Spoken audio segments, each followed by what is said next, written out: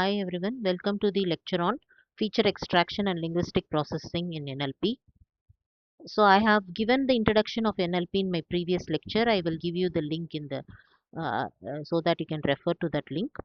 Now in this feature extraction techniques, I will introduce TF-IDF, post tagging, named entity recognition, n-grams and smoothing. Uh, with some simple examples, I will just explain to you. So what is feature extraction? Machine learning algorithms cannot process raw data directly. So, feature extraction converts textual data into numerical representations that algorithms can understand and learn from. So, this everybody knows what is a feature extraction is. So, we cannot just process the raw text directly. We need to convert into some representation so that the machine can understand. So why it matters is every NLP application from search engines to chatbot depends upon robust feature extraction because everything is a different type of data which we have. So without it, the rich meaning embedded in the language remains inaccessible to machines. So this particular feature extraction matters because it bridges human languages with machine computation. It enables pattern recognition at scale and it is a foundation of all downstream NLP tasks. So feature extraction is a core challenge in NLP so that we have to enable the pattern properly. It bridges the human language and the machine computation, and it is a basic foundation for all the NLP tasks. So this is the NLP processing pipeline. So raw text you have. The previous video I have explained how you have to tokenize, lematize and stemming. Then we have to go for the feature extraction part, and then I will explain you what is POS tagging and NER. So this each stage the data transforms into a richer representation. Raw text enters the pipeline and emerges as a structured machine readable signals ready for modeling. So first we will see the most commonly used feature extraction technique in NLP, which is term frequency. Term frequency TF measures how frequently a word appears in a document. Words that appear more often are considered more relevant to the document topic. So TF of T comma D, term count in document divided by total terms in the document. For example, if neural appears 5 times in a 100-word document, then TF will be zero point 0.5. Okay. So the term count, how many times it appears? 5 times divided by total terms in the document divided by 100. So it is 0.05. So the key properties of this term frequencies is it always has a value between 0 and 1. Higher TF, more frequent in that document, does not account the word importance across the corpus. Corpus is nothing but the number of documents or which we give as a data. Common words like the get artificially high TF scores because the and all will be appearing the all these are connecting words which will be appearing many times in the document, so that may have high TF scores. So TF is a term frequency, how frequently the word appears in the document. It is calculated using the formula TF of T comma D is equal to term count in document by total number of terms in the document.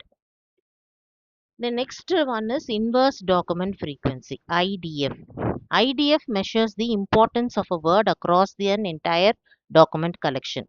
Rare words receive higher IDF values, while common words like the, is, are penalized. So it is inverse of that document frequency. So that is why higher IDF values goes for the rare words and highly common words will be penalized. So common word appears in many documents. So low ID is less informative. Rare words appears in few documents. High IDF more distinctive. The formula for inverse document frequency is IDF of T equal to log of total documents by documents containing T. Okay, you can perform natural log or logarithms also. So based on that, you can perform this This is the formula. So TF-IDF, this combines both the metrics. So TF-IDF is multiplying the TF and IDF to identify words that are frequent in the specific document but rare across the corpus. So corpus is the entire document set, the most important informative words which can take. So TF-IDF of T comma D is TF of T comma D into IDF of T. So high TF-IDF score signals a word that is both locally frequent and globally distinctive. That is the if you have high TF-IDF score, that means the word is both locally frequent and globally distinctive. So applications of this TF-IDF is mainly used in search engines to ranking the documents by relevance to a query, text classification for categorizing the documents, keyword extractions to surface the most representative terms in a corpus. You use this particular TF-IDF. So we will see one example here. As you know, it is a measure of frequency of a word. So I have taken two documents A and B. Text is Jupiter is the largest planet, is the document A text. Document B text is Mars is the fourth planet from the sun. So the total number of words in document A is 5. Total number of words in document B is 8. Okay. So we will be calculating TF for A and TF for B. So you can see that Jupiter, how many times it occurs in the text? One time. So 1 divided by total number of words in the document. So 1 by 5. Is also once in the document 1 by 5. The also once. So 1 by 5. Largest also 1 by 5.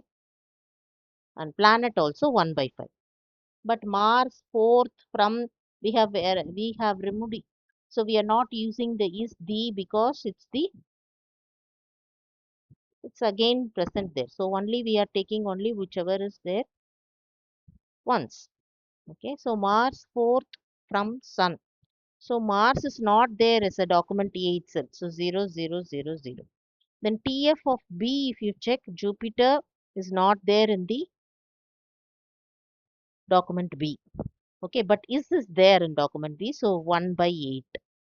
Correct. Then 2, the is there 2 times in document B. So 2 by 8. Largest is not there. Planet 1 by 8. Mars 1 by 8. Fourth 1 by 8. From 1 by 8. And Sun 1 by 8.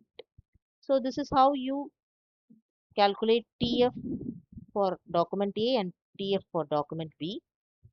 Then IDF, how will you calculate is natural logarithm of total number of documents N in corpus D divided by number of documents containing W. So this is TF and TF for A and TF of B is given from the previous slide. And IDF, how you are calculating is natural logarithm total number of documents. How many documents are there? 2. Number of documents containing the word 1. So 2 by 1. So you can see A, it is there only in A, not in B. So only once. But is word is there in A also, in B also. So total 2 divided by 2. The is present in statement 1, the Jupiter statement, as well as in the Mars statement. So in the Mars statement, there are 2 thus. So there are 2. You can see that it is 2 by 2. Then 1 by 5, largest 2 by 1. Planet is 2 by 2. Mars is 2 by 1. You find the natural logarithm. So you will get values between 0 and 1. That is inverse document frequency. Then term frequency is multiplication of TF and IDF. So the product of TF and IDF is the term frequency. So we have taken the same columns TF of A, TF of B, IDF what we have calculated. So TF, IDF for A document, TF, IDF for B document. So TF, IDF for A document, so A multiplied by IDF. So 1 by 5 into 0.69. 1 by 5 into 0, 0. 1 by 5 into 0, 0. 1 by 5 into 0.69, 0.138. 1 by 5 into 0 is 0. So then you have seen this, that is planet is in B. Okay. So 1 by 8, 1 by 8 into 0.3138. Okay, so that 1 by 8 into 0 is 0. 1 by 8 into 0.69, 0.086. 1 by 8 into 0.69, 0.086. So almost all the values are same because you are multiplying with the same 1 by 8 and 0.69. So this is how you calculate the term frequency and inverse document frequency TF IDF by multiplying TF and IDF. Next, we will move on to parts of speech tagging. Parts of speech tagging assigns a grammatical category to each word in a sentence. You will specify each word as a noun or a verb, adjective, adverb, pronoun, and more. So, grammatically, how you represent each word. So, noun means name of people, places, or things. Example, model language. Verb means describes the actions or states, processes, learns. Adjective means you represent as JJ, modifies nouns like deep, linguistic. Adverbs means modifies verbs or adjectives, which is quickly, accurately. So you should know some little bit knowledge of our grammar, which we have learned in my school days. So now noun means what, verb, adjective, adverb, preposition, pronoun, all this we should be able to know for parts of speech tagging. So we will see one example. The neural networks learns language patterns quickly. This is the sentence. So the neural networks learns quickly. I have taken that as a word. Okay. In that POS tag is the is determiner. Neural is JJ adjective. Network is noun NN. Learns is verb VBZ. Quickly is adverb RB. Okay. So this is we will represent each and every sentence, how you tokenize, how you lemmatize. Similarly, you can also give POS tagging for each word. Okay, so this is one example. So NLP applications are parsing, understanding sentence structure. Post POS tags help to identify boundaries, mission translation, sentiment analysis, and question answering. It is very much useful, this POS tagging. We'll see one more example. A quick brown fox jumps over a lazy dog. So A is the determiner, quick is a adjective, brown is an adjective, fox is a noun, jumps is a verb. Over is like you can say it's a proper noun or a pronoun, and a determiner. Lazy is again an adjective, and dog is a noun. So like this, if you tag it, then it is called as a POS tagging. Named entity recognition. Named entity recognition identify each named entities in a text, real world objects in proper names into predefined categories. So you convert as person, organization, location, date and time. So any sentence if you have, you divide it as person, organization, location, whether it has a date and time. When you divide like this as a named entity, it is called as named entity recognition.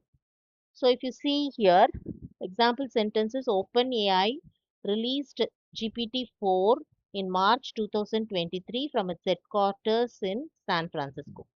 So OpenAI is an organization, GPT-4 is a product, March 23 is the date, in which place San Francisco is LOC location. So likewise, if you split from a sentence into the or like this person, organization, location, date and time, if you split it, then it becomes a name entity recognition. Where it is used in information extraction, knowledge graphs, news aggregation, and healthcare. So information extraction means it's just take out structured facts from unstructured text. Knowledge graphs to create relationships automatically. Cluster of articles by people, places, and events. Identify drugs, diseases, and dosages in clinical notes. For all that, this NER is used. So one more example, if you see, Barack Obama, the 44th president of USA, was born in Honolulu, Hawaii. Okay. This particular diagram is taken from Geek for Geeks. So this is pre-processing. So when you do the pre-processing, it will divide into tokenization tokens, and then it will identify the features and classify that as Barack Obama as person, USA is location, born in some other location, like that. It splits into a named entity recognition. Okay, this is also one part of feature extraction technique, like your TF-IDF. Okay, similarly, when you split the words into POS tagging, that also is a sort of feature extraction technique. Next important thing is n-grams, which is sequence of words. An n-gram is a contiguous sequence of n words from a text. N-grams capture local word context and are fundamental to language modeling. So if you say 1, then it is unigram, n is equal to 1. Single words like the, cat, sat. Take single words, then it is called as unigram. If you take two words together in a sentence, the cat sat is a sentence. If you take the cat sat separately, it becomes n is equal to 1 unigram. If you take word as pairs, the cat, first two words together, then second word and third word together, like that cat sat, then it becomes bigram, which is n is equal to 2. Trigram is three words, word triples. The cat sat. Okay, you will take the cat sat, three words. If a next word is on, then cat sat on. Like that, three words. If you combine, then it becomes a trigram. So higher order n-grams capture richer context but require exponentially more data to estimate reliably. So these are sequence of words. So n-gram is nothing but a contiguous sequence of n words from a text. It can be either unigram, bigram, and trigram. We can go for higher order n-grams. By higher order n-grams, you have to capture more exponentially. Mhm.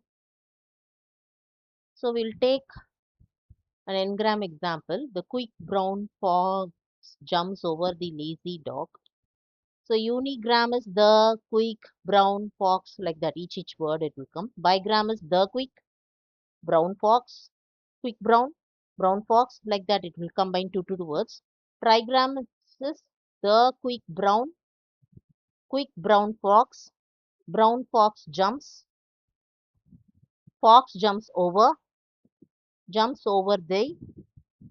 the lazy dog, like that. It will take the trigrams.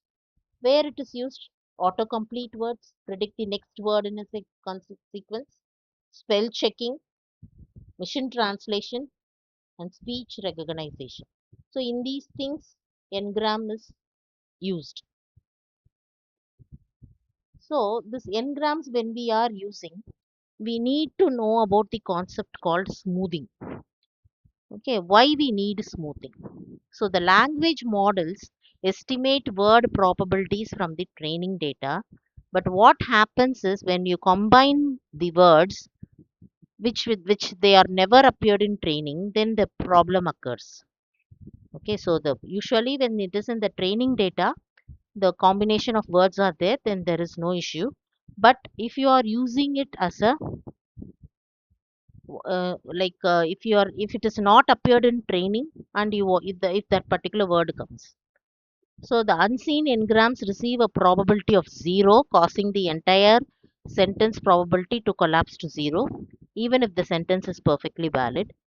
So for this, the solution what is being suggested is smoothing redistributes probability mass from seen events to unseen ones, ensuring no valid combination is assigned 0 probability.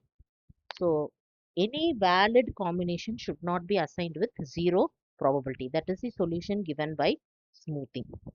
So there are two different types. Laplace add one smoothing, add case smoothing. So if you add 1 to every n-gram count before computing probabilities, which is simple and effective for small vocabularies. So you add 1 to the probability where you have the W, the words, given the context. is equal to count plus 1 divided by total plus the vocabulary words. Okay, V is the vocabulary size. Every unseen event gets a small but non-zero problem. Since if it is 0 is coming means we will add it by 1. The generalization of Laplace smoothing, add a fractional value k where k is between 0 and 1, provides finer control over how much probability mass is distributed. So here we take as 1, but add k smoothing, in that we take values between 0 to 1, not not 1 directly. So which provides finer control over how much probability mass is redistributed. So probability of W given context, count plus k, total plus k into V. So tuning k on validation set often yields better performance than fixed advanced smoothing. So fixed advanced smoothing, you just add 1. But if you do the k value, if you change based on the validation set, it may yields the better performance. So in better than this Laplace advanced smoothing. So smoothing before and after. Without smoothing, if you see blue moon appears, bigram blue moon, probability is 0. Sentence probability collapses to 0 because no other word is there as blue moon. Model fails. But if you use with smoothing, unseen bigram gets probability of either add 1 or add k. Blue moon, if you take, gets a probability via add 1 or add k. Sentence probability remains valid, so model generalizes. So smoothing is essential for building robust language models that generalizes beyond their training data. So a critical requirement is, which is a critical requirement in a real world NLP deployments. So without smoothing, the model fails because it collapses to 0. The probability becomes 0. But here, since we add either 1 or some k value, so the sentence probably remains valid, so that the model generalizes. So that is why smoothing is being used. So putting all together, we learned TF IDF, TF separately, IDF separately, TF IDF together for POS tagging, NER, engrams and smoothing. So feature extraction is foundational. Converting text to numbers is essential first step of any machine learning approach to a language. And then TF-IDF balances local and global importance. Neither frequency alone nor rarity alone is sufficient. Their product reveals truly informative words. Linguistic tags add structures like POS tagging, and NER transforms raw text into structured and semantically rich representation. Engrams capture context, smoothing ensures robustness. So together they enable language models to generalize beyond their training data. These are the key takeaways from this particular lecture. So where these particular things is used is mainly in search engines, which we have seen before in my first lecture also, where there were what are the NLP applications. So search engines, healthcare, autocomplete and translation. These are the various industries in which NLP can be used. So TF-IDF can be used in search engines. NER can be used in healthcare. Ngrams can be used in machine translation and autocomplete. So as a conclusion, these language made machine readable models, very it is the TF-IDF or post tagging, NER, engrams and smoothing are the fundamental building blocks of modern NLP. Mastering these techniques unlocks the ability to build systems that understand, classify and generate human language at a scale. So now I will just show you a simple Python code for the TF-IDF calculation. So for TF-IDF calculation, so first thing, what this is like a manual calculation. You have imported some documents. So import require libraries like we will so this one import math, okay, and import the counter also.